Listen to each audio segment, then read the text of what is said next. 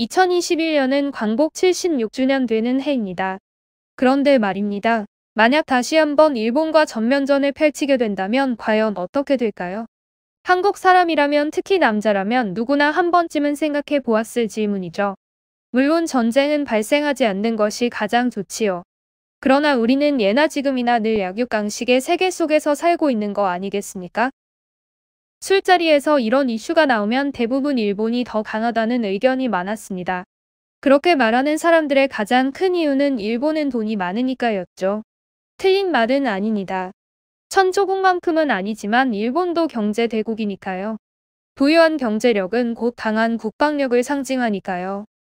그렇지만 저는 이런 말들이 거슬리더군요. 상당히 거슬려요. 너무 억울하기도 하고 말이죠.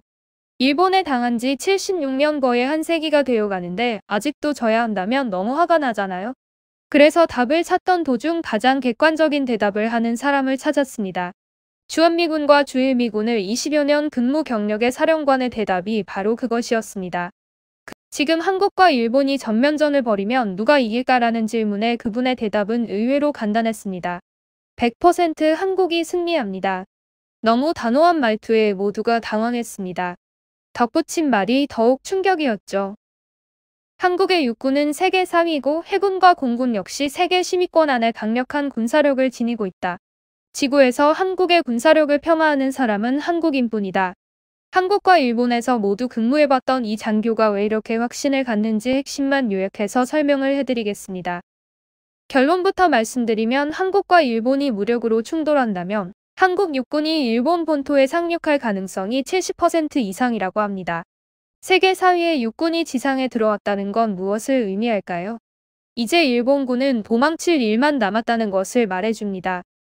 사실상 육군에서 한국과 일본의 우위를 논한다는 것은 큰 의미가 없다고 볼 수 있습니다. 그만큼 전력 차이가 크기 때문이죠. 그렇다면 해군은 어떨까요? 아무래도 일본은 섬나라이기 때문에 해군이 막강할 거라 생각하실 겁니다. 맞습니다. 일본 해군이 이지스함도 보유하고 있고 무시할 수 없는 해군 사력을 갖고 있습니다. 그러나 일본은 사실상 미 해군의 지원을 받아 군사력을 성장시켰고 때문에 자체 전투력을 보유한 한국 해군에 비교하면 실제 전투력은 떨어진다는 평입니다. 게다가 일본은 2차 세계대전 패전 후 공격형 중장거리 미사일을 소유할 수 없었죠. 따라서 제 아무리 막강한 이지스함이라고 한국에 미친 화력 중장거리 미사일 폭격 속에서 살아남을 수 없다는 주장입니다. 한국의 장거리 미사일은 일본 본토까지 직접 공격할 수 있지만 일본은 이것을 방어할 수단이 없어 손가락만 빨고 있어야 한다는 거죠. 참고로 한국은 세계 최고로 손꼽히는 어뢰 기술력을 보유한 나라 중 하나입니다. 실제 세계 해군 태평양 훈련에서 한국 해군의 명중률은 거의 100%였습니다. 또한 이 훈련에서 한국 해군은 유일하게 일본의 이지스함, 미국의 항공모함과 핵잠수함까지 격침시켜 주목을 받았습니다. 훈련 당시 미국 항공모함은 어뢰 7방, 미국 핵잠수함은 거의 산산조각이 날 정도로 어뢰를 맞았죠. 충격받은 미 해군은 전략을 전면 수정할 정도였다고 합니다. 공군을 알아보겠습니다. 일본의 공군은 전투보다는 정보 수집 및 수송에 특화되어 있습니다. 미 공군 동부가 지역의 전력 지원 역할이기도 하고요. 반대 한국의 공군은 전투에 특화되어 있습니다. 2008년 미국 네바다주에서 실시된 레드플러그 훈련에서 한국의 전투기가 러시아, 중국 전투기를 격추시키는 등 완벽한 작전을 수행하여 세계 언론의 관심을 받았었습니다. 또한 2005년을 기준으로 한국 전투기 기종이 일본보다 더 신형으로 대폭 교체되었습니다. 일본 공군력이 한국보다 강하다는 말은 정말 터무니없는 헛소리입니다. 마지막으로 가장 중요한 병력을 살펴보겠습니다. 한국군과 일본군의 훈련 강도, 실전 대응 능력, 예비 군사력 등은 하늘과 땅 차이라고 합니다. 한국군과 함께 훈련을 하는 미군의 말을 들어보면 훈련 강도가 이렇게 힘들 줄 몰랐다며 한국군의 정신력과 임무 수행 능력에 혀를 내두르며 이게 진짜 징집병이 맞냐고 물어볼 정도입니다. 미군 장교가 말하길 한국군과 일본군을 직접 겪고 비교해보니 훈련의 질과 성과는 많은 차이가 있었다고 합니다. 이해하기 쉽게 비교해보자면 한국군이 대학생이라면 일본군은 잘해봐야 중학생 정도라고 합니다. 한국에는 그런 병사들이 약 60만 명이나 있는데 일본은 고작 15만 명뿐이죠. 한국인은 너무나 당연하게 생각하고 있어서 잘 모르겠지만 70년이라는 세월을 착실하게 전쟁에 대비했다는 것은 실로 엄청난 것이라고 말합니다. 특히 세계에서 10손가락에 꼽히는 경제 및 군사 대국 중에서 이렇게 진심으로 전쟁에 대비하는 국가는 미국과 한국뿐이라 말합니다.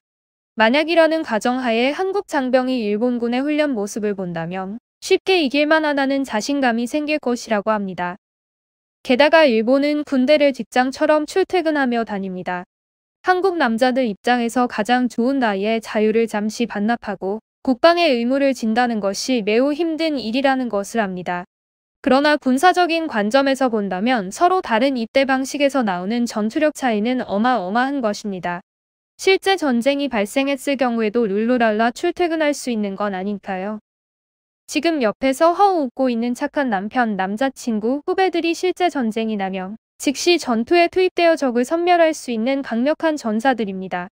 앞서 말씀드렸듯 일본은 현대전의 핵심이라고 할 수 있는 중장거리 미사일이 없다는 치명적인 약점이 있습니다. 쉽게 말해 한국은 창을 들고 싸우는데 일본은 단검을 들고 싸우는 격이지요. 이지스함이건 뭐건 간에 까불면서 슬슬 기어 들어온다 싶으면 그 즉시 도쿄에 미사일 하나 야무지게 쏴주면 됩니다.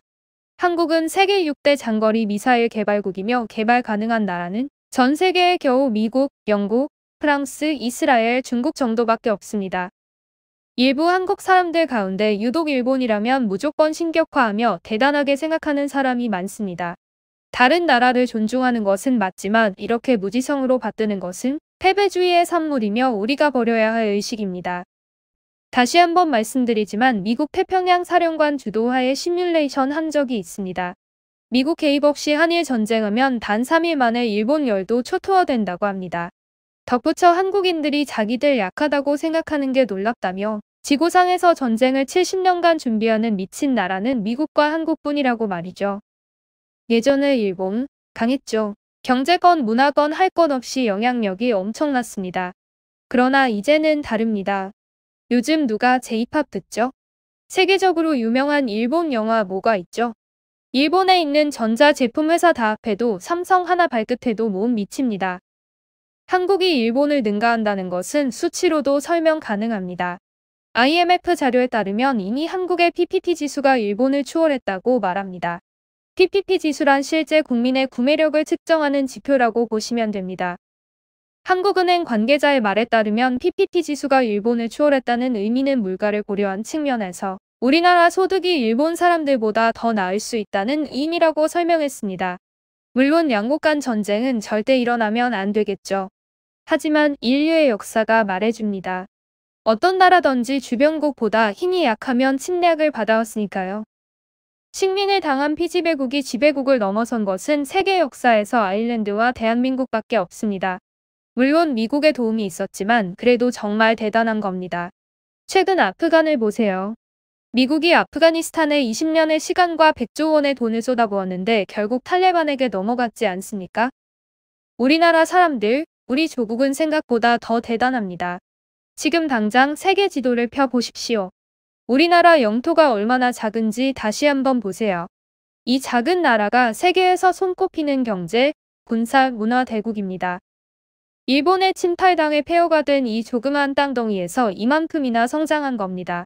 저도 한국인이지만 정말 한국 사람들 대단합니다. 감사합니다. 존경합니다.